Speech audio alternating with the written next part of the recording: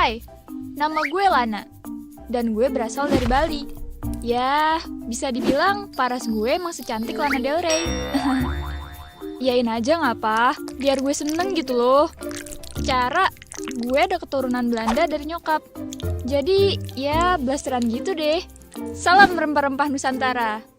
Eits, sebelum gue lanjut cerita, gue minta waktu kalian sebentar ya.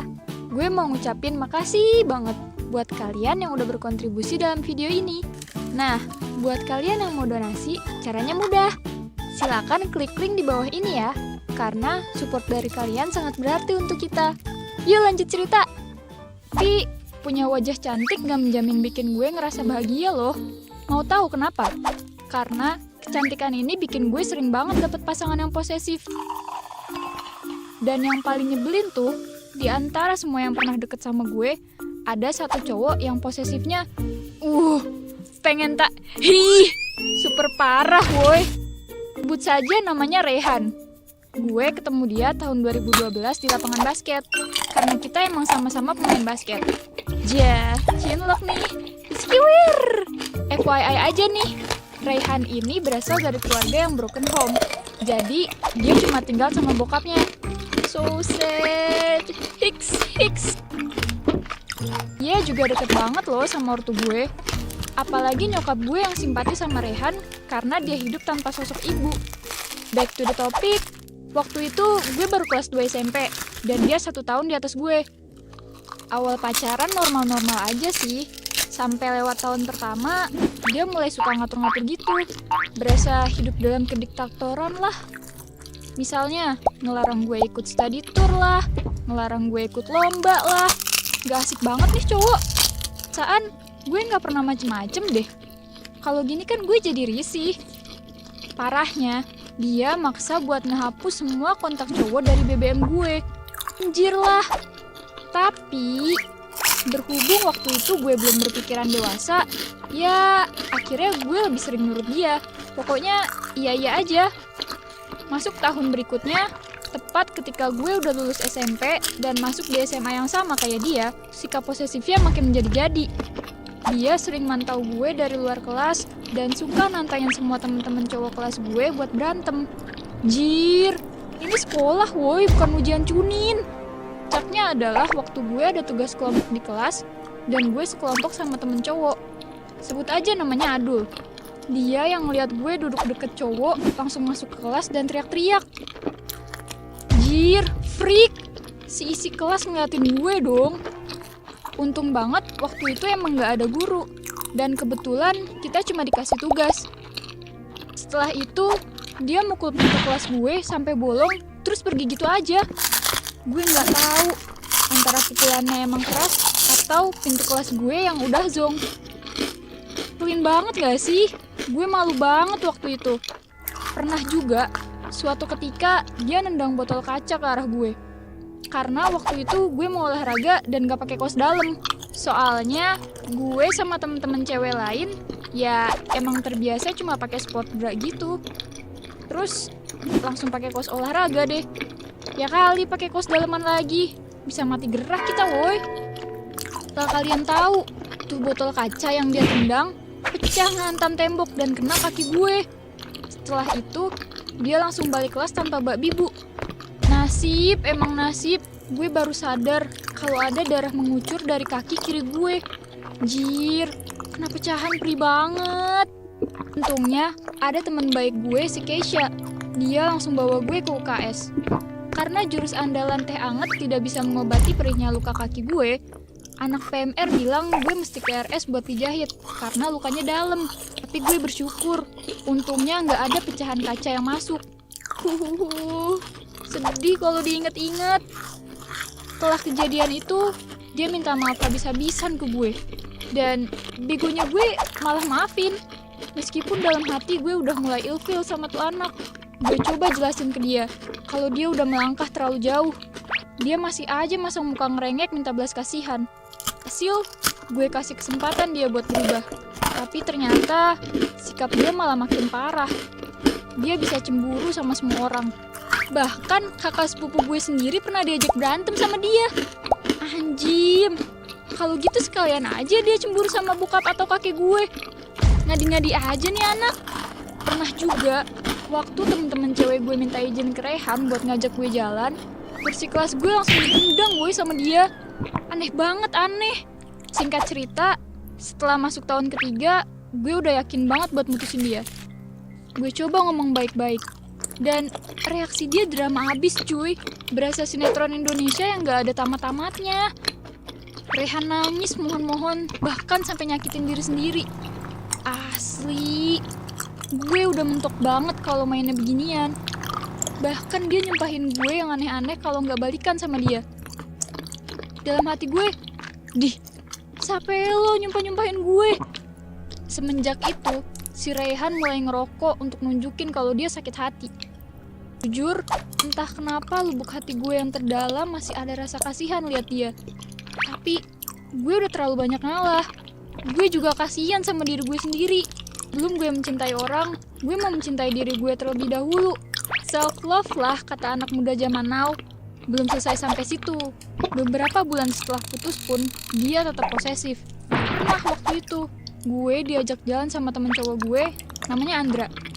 Gue sama Andra lagi naik mobil, dan tiba-tiba ada motor yang ngetok-ngetok kaca mobil sebelah kanan. Kita kaget dong, dikiranya begal anjim. Terus nih orang nyerempet mobil Andra dan secara nggak langsung ngarahin biar berhenti di pinggir jalan. Andra ya jelas emosi lah. Terus pas dia mau turun dan bersiap buat gelut, tiba-tiba orang yang gue kira begal ini buka helmnya. Dan ternyata nih orang adalah Rehan. Secara refleks gue nahan Andra buat jangan turun. Di luar mobil, Rehan teriak-teriak sampai diliatin banyak orang. Dia bilang ke orang-orang di jalanan kalau si Andra udah ngerebut ceweknya. Gue takut, dicampur malu banget, asli. Gue mutusin buat turun, ngomong baik-baik ke dia. Akhirnya Rehan berhenti, tapi gue mesti diantar pulang sama dia. Akhirnya, gue sampai minta bantuan ortu gue buat ngomong ke Rehan kalau gue pengen sendiri. Sampai gue kuliah ke Jogja, dia masih sering berusaha kontak gue. Tapi gue balas seadanya. Gue masih trauma sama sikap dia. Dan sampai sekarang, di umur gue yang udah 22, masih ada nomor yang gak gue kenal nelponin gue mulu. Gak ngomong apa-apa, cuma manggil nama gue aja. Dan feeling gue sih itu Rehan. Gue sih maunya kita bisa jalin hubungan pertemanan yang baik dan berharap yang terbaik aja buat dia. Buat kalian yang masih muda, lebih baik fokus sama tugas utama kalian, yaitu memperbanyak ilmu dan kegiatan yang positif. Kalau ketemu orang modelan gini, ya ampun, asli, rasanya campur aduk pengen Kalau pacaran pun, yang sewajarnya aja, jangan berlebihan. Karena apapun yang berlebihan itu nggak baik. Kalian berhak menentukan arah tujuan kalian, bahkan hati sekalipun. Jangan sampai hati dan perasaan kalian korbankan untuk seseorang yang buat kalian menderita. Sekian cerita dari gue. Kalau kalian punya cerita yang menarik, silakan kirim ke email di bawah ini ya. Email loh, email. Jadi please perhatiin. Capek aku tuh ngingetin kalian yang nanya mulu. Dan jangan lupa klik tombol like, share, komen, dan subscribe channel Gue Punya Cerita. Nama gue Dita. Gue masih kelas 2 SMA dan tinggal di daerah Bogor. Umur gue 17 tahun. Oh iya, kebetulan hari ini sekolah selesainya cepet, gak kayak biasanya. Soalnya guru-guru pada ngadain rapat. Yang pasti gue gak langsung balik deh, mau jalan-jalan dulu. Oh iya, berhubung gue gak punya motor, jadi kalau balik dari sekolah, gue sering nebeng sama temen gue. Namanya Muhammad Rizky Jailani, biasa dipanggil Jalu. Motornya Astrea Grand gitu. Asli, jadul banget tuh motor. Sampai kalau lagi dibawa ngebut, rasanya mesinnya kayak mau lepas semua. Karena balik cepet, hari ini gue berencana main ke tempat Jalu dulu, barengan sama anak-anak yang lain. Rumahnya Jalu gak jauh dari sekolah, makanya sering dijadiin base camp sama anak-anak. Nah, akhirnya sampai juga nih di rumah Jalu. Di sana udah banyak anak-anak lain yang datang duluan. Kebanyakan sih cowok. Ya, kalau ada cewek pasti cabe-cabean. Maksud gue tomboy. Berhubung rumah Jalu kecil, jadi kita biasanya nongkrong di pos ronda di samping rumahnya. Di situ kita leluasa buat ngapain aja. Dari cerita guru genit, gebetan, ngomong jorok, mabar Free Fire, Mobile Legend, macem-macem deh. Saking asiknya nongkrong, pas gue lihat jam, udah jam 8 aja. Bisa kena omel nyokap nih gue. Gue langsung aja minta izin cabut duluan ke anak-anak. Pas mau balik, si Jalu nawarin gue buat nganterin pulang. Soalnya dia tahu kalau rumah gue tuh lumayan jauh. Cuma sebagai teman yang baik, gue gak mau dong nyusahin dia. Kan kasihan bolak-balik kayak bola bekel. Pengertian kan gue. Tapi gue minta tolong dianterin sampai depan aja. Dan minjem duit dia buat ongkos naik angkot. Hehehe. Gak berserang lama, gue sampai di jalan raya. Nah, pas ada tuh angkot lagi ngetem, gue langsung cus. Oh iya, buat nyampe ke rumah gue, abis turun dari angkot, gue harus jalan lagi ke dalam sekitar 200 meter. Nah, itu dia gang rumah gue. Bang, kiri bang. Pas abis turun dan bayar angkot, gue tengok kanan kiri. Kok ini jalan sepi banget ya? Kayak WA gue gak ada yang ngechat.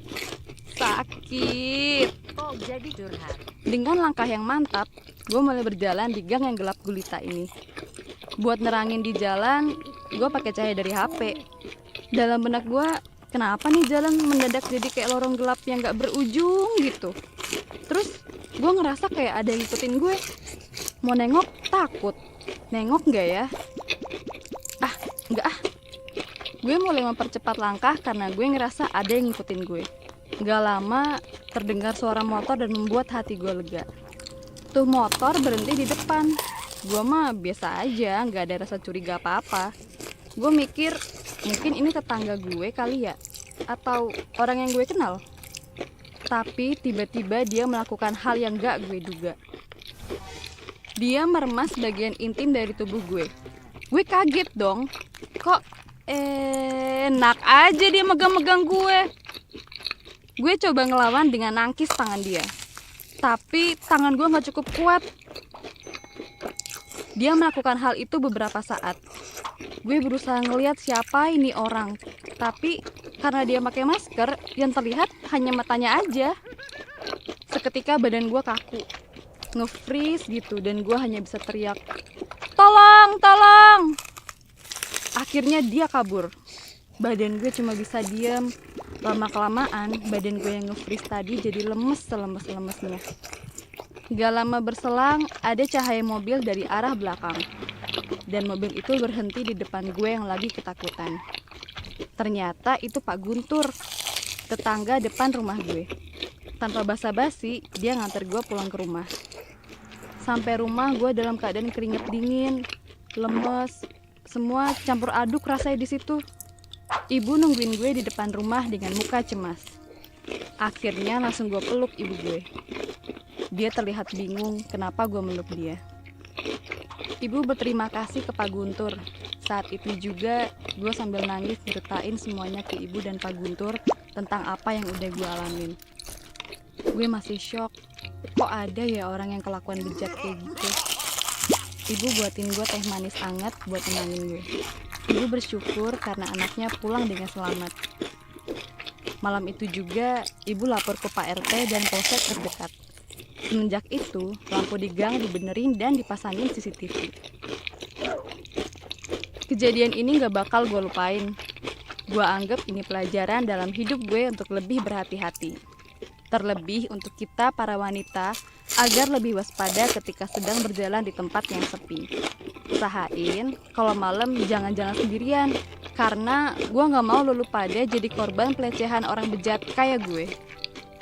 Kalau kalian punya cerita yang menarik dan ingin dibuatin jadi animasi keren kayak gini,